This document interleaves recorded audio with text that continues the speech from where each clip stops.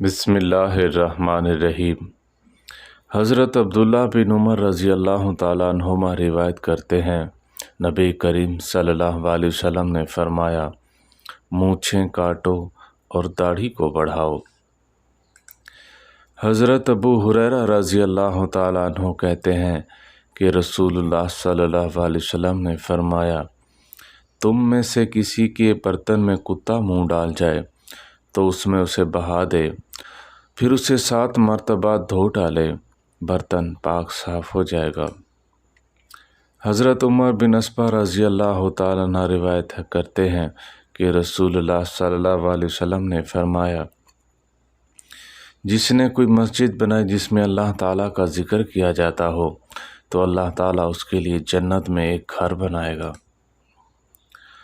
ام المؤمنین سیدہ عائشہ صدیقہ رضی اللہ تعالیٰ عنہا اور ابن عباس رضی اللہ تعالیٰ عنہم کہتے ہیں کہ رسول اللہ صلی اللہ علیہ وسلم کی وفات کا وقت جب قریب آیا تو آپ صلی اللہ علیہ وسلم اپنے چہرے مبارک پر چادر ڈالتے اور جب دم گھٹنے لگتا تو چادر اپنے چہرے مبارک سے ہٹا لیتے تھے۔ اس حالت میں آپ صلی اللہ علیہ وسلم نے فرمایا، یہود و نصارہ پر اللہ تعالیٰ کی لعنت ہو، انہوں نے اپنے نبیوں کی قبروں کو سجدہ گاہ بنا لیا ہے۔ اللہ تعالیٰ ہم سب کو اپنے آگے جھکنے کی توفیق عطا فرمائے اور غیر کے آگے جھکنے سے بچائے۔ وآخر دعوانا ان الحمد للہ رب العالمین۔